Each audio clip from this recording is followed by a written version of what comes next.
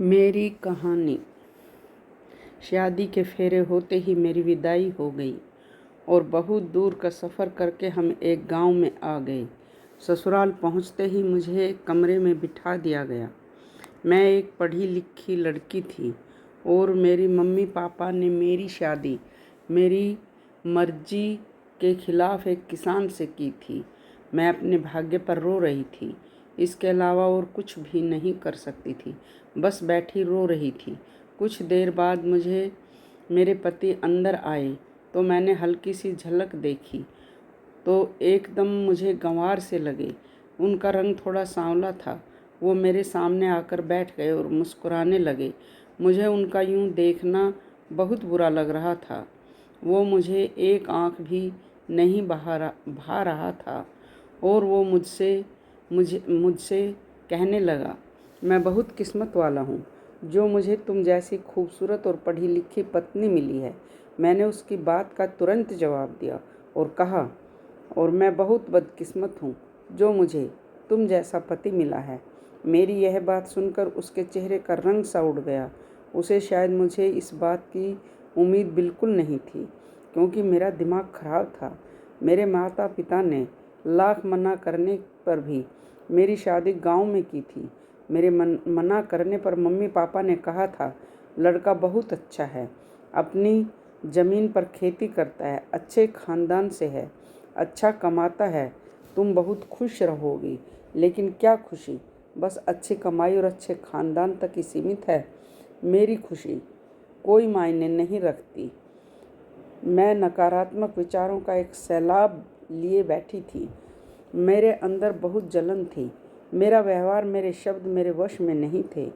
जी चाह रहा था कि अपने पति सूरज पर अपने अंदर की सारी भड़ास निकाल दूं। वो बोला, क्या हुआ तुम्हें सपना, तुम ठीक तो हो? और यह क्या बोल रही हो? मैंने कहा कि मैं सही बोल रही हूँ। तुम्हारी औकात नहीं मेरे मुंह लगने की। क्या तुम मेरे लायक हो? अगर तुम्हें ऐसा लगता है तो यह तुम्हारी बहुत बड़ी गलतफहमी है। जाओ, पहले अपने आप को जाकर शीशे में देखो, फिर बात करना। ना पढ़े ना लिखे और ना देखने में अच्छे लगते हो। मेरे मम्मी पापा ने तुम में जाने क्या देखा, मेरी ज़िंदगी ख़राब कर दी।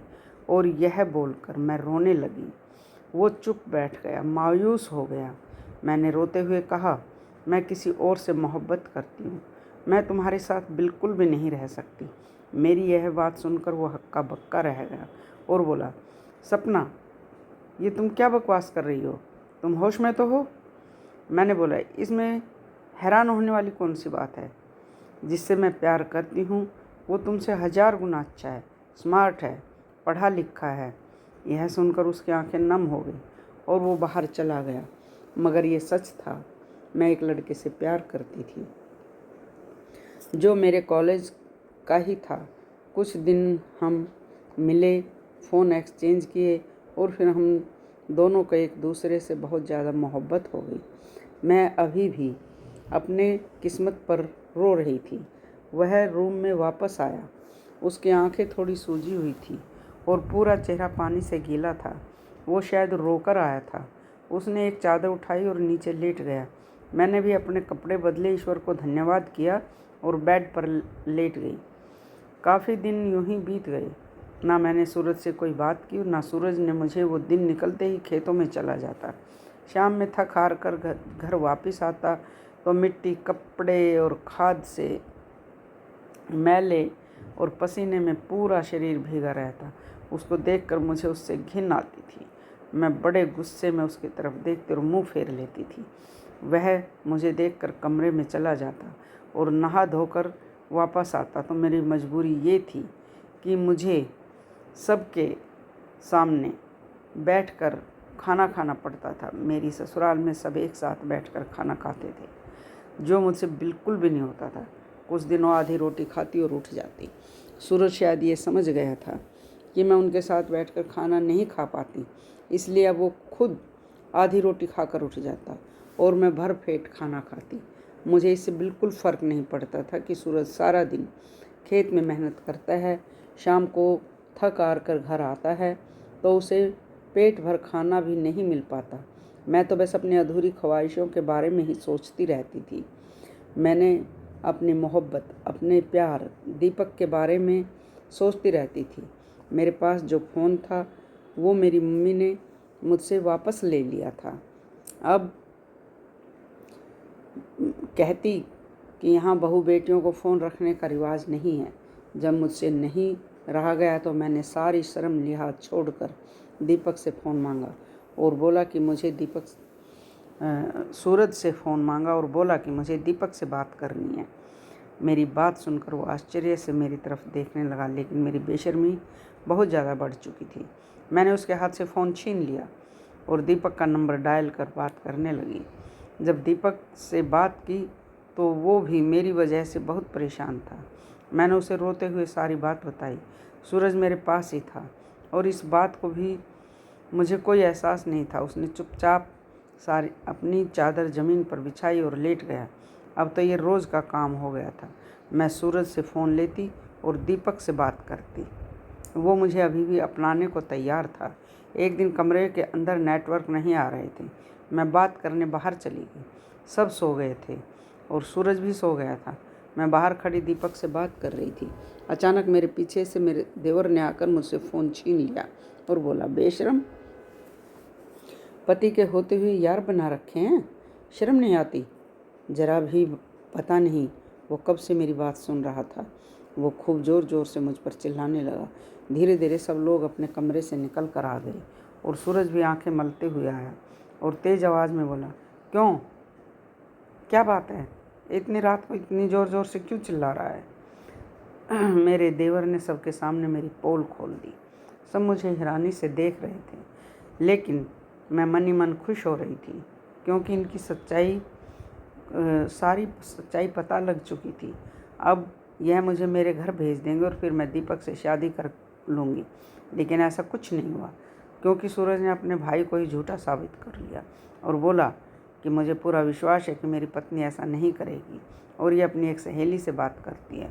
इसने मुझे पहले ही बता रखा है। ये बोलकर उसने सारी बात ख़त्म कर दी और सब अपने कमरे में चले गए और सूरज भी अपने कमरे में आ गए। मैं भी कमरे में आते ही सूरज से लड़ने लगी क्योंकि मुझे इस पर और भी ज़्यादा गुस्सा आ रहा था। मैं बोलने लगी कि अच्छा खासा मेरा रास्ता साफ़ हो रहा था। तुम सब जानते हो मैं किससे बात कर रही हूँ और आज सबको पता ही लग जाता। तुम मुझे इस घर से निकाल सकते थे।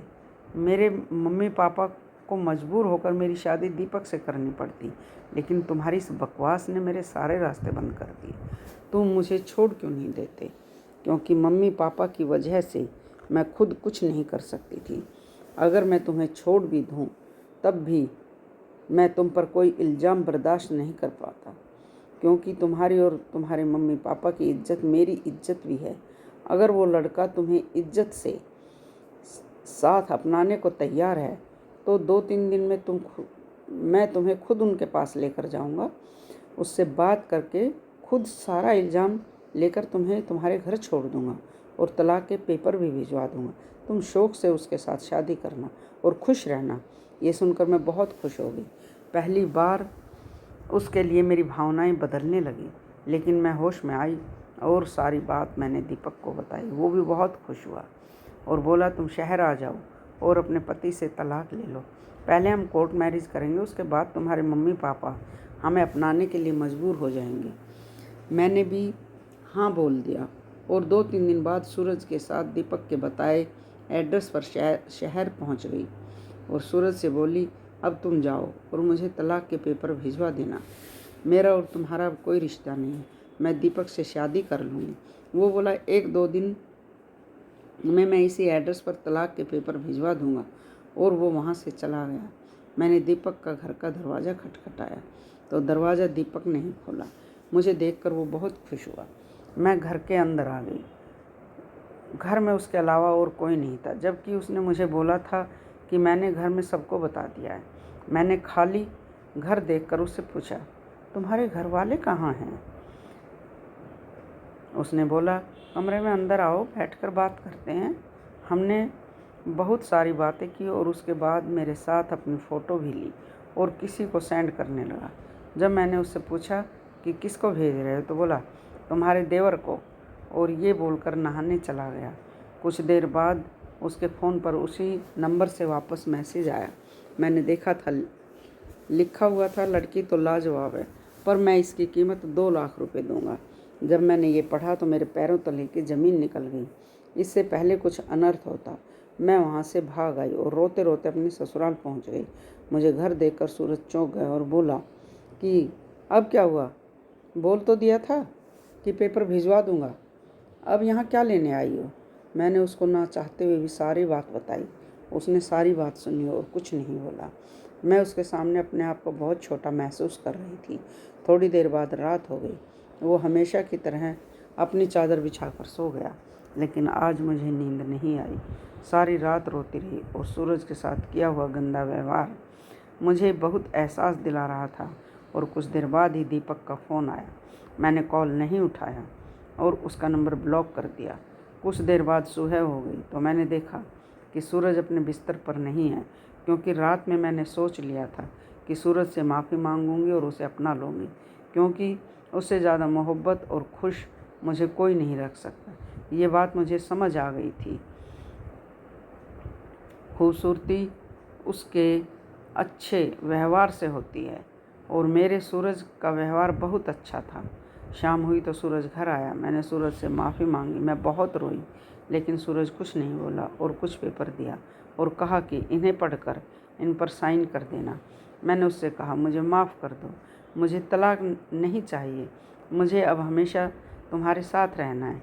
लेकिन उसने कुछ नहीं बोला और वो वहाँ से चला गया। मैं रोती रही और सोचा कि मैं फिर से माफ़ी मांगूंगी। और वो कुछ देर बाद रूम में आया, अपनी चादर उठाकर नीचे सोने लगा। मैंने उन्हें रोका और बोली, आपकी जगह वो नहीं है, आपकी जगह ऊपर बेड पर ही है। और मैं सूरज के पैरों पर गिरकर रोने लगी। मुझे तलाक नहीं चाहिए, मैं तुम्हें छोड़ना नहीं चाहती। मैंने बहुत बड़ी गलती की, मुझे डांट लो, गुस्सा कर लो, लेकिन मुझे माफ़ कर दो। उसने मुझे उठाया और बोला कि वो पेपर अगर तुम पढ़ लेती तो ऐसे नहीं रोती। मैं बेड पर रखकर पेपर उठाई और देखा, वो ज़मीन के पेपर थे, जिन पर कुछ ज़मीन सूरज ने मेरे नाम कर दी थी और कुछ अपनी माँ के। ये देखकर मुझे यकीन नहीं और मैं सन्न रह गई। कोई व्यक्ति इतना अच्छा कैसे हो सकता है? लेकिन मैंने फिर सोचा कि यह क्या हो गया। मुझे यह देखकर शौक भी लगा कि सूरज अपनी ज़मीन मेरे नाम क्यों कर रहा है। मैंने उससे पूछा तो वो बोले, मैं कल शहर किसी काम से जा रहा हूँ, आकर सब बता दूँगा। उन्होंने मुझे उन पेपर पर साइन ले लिया और सुबह शहर चले गए। मैंने 2-3 दिन बड़ी बेसब्री से सूरज का इंतज़ार किया, लेकिन वो वापस नहीं आए। चौथे दिन उसका एक दोस्त उसके मृतक शरीर को घर लेकर आया। ये देखकर घर में कोहराम मच गया। मैं तो ये देखकर बेहोश हो गई, क्योंकि मुझे ये सदमा बर्दाश्त नहीं हुआ। कुछ देर बाद जब मुझे होश आया तो मैं ज़ोर ज़ोर से रोने लगी और उसके दोस्त ने बताया कि सूरज को 2 महीने पहले ही पता लगा था कि उसे कैंसर है। पिछले कुछ दिनों से ना जाने क्या उसके अंदर था, उसे खाए जा रहा था, जिससे वो इतनी बड़ी बीमारी का शिकार हो गया और हमेशा के लिए हमें छोड़कर चला गया। ये सुनकर मुझे और भी झटका लगा, क्योंकि ये सब शायद मेरी वजह से हुआ था। 2-3 दिन बाद मुझे थोड़ा होश आया तो मेरी सास ने मुझे एक लेटर दिया और कहा, ये सूरज के दोस्त ने दिया है, उसे सूरज ने दिया था, तुम्हें देने को बोला था। मैंने उनसे बोला कि मम्मी, सूरज तो अनपढ़ था, फिर लेटर कैसे लिखा? मेरी सास ने बताया कि वो बहुत पढ़ा लिखा था, तुम्हें कभी उसने नहीं बताया। मैं चुप रह गई, क्योंकि मैंने कभी सूरज से उसके बारे में कुछ भी जानने की कोशिश नहीं की थी। मैं भागकर कमरे में गई और मैंने उस लेटर को पढ़ने लगी। नेहा, जब मैंने शादी के 2 दिन तुम्हें देखा था तो तुम दुल्हन बनी बहुत सुंदर लग रही थी। मुझे उसी वक्त तुमसे प्यार हो गया था। और हाँ, मैं एक पढ़ा लिखा लड़का था, चाहता तो कोई अच्छी जॉब कर लेता, लेकिन मेरे पापा ने मुझे खेती करना सिखाया और उन्हीं खेतों में आखिरी सांस ली और मुझसे वादा लिया कि तुम इस ज़मीन को कभी बंजर नहीं होने दोगी, जिस वजह से मैं खेती करता था। लेकिन जब शादी की रात तुमने मुझे बोला कि तुम किसी और से मोहब्बत करती हो, तो मैं पूरी तरह टूट गया। मैंने कभी आंसू नहीं बहाए थे, लेकिन अब मैंने आंसू भी बहाए। तुम्हारा पति होने के कारण सिर्फ मेरा अधिकार था तो मुझसे बर्दाश्त नहीं होता था। मेरा दिल टूट जाता था और मैं खून के आंसू रोता था। इसलिए शायद मुझे यह बीमारी हो गई। और जब मुझे पता लगा तो मैंने अपने हिस्से की कुछ ज़मीन तुम्हारे नाम कर दी, ताकि मेरे बाद तुम्हें कोई कठिनाई ना हो। और हाँ, तुम आज़ाद हो, तुम जिससे चाहो शादी कर सकती हो। ये पढ़कर मैं बहुत ज़्यादा रोई कि मुझसे बहुत बड़ी गलती हो गई।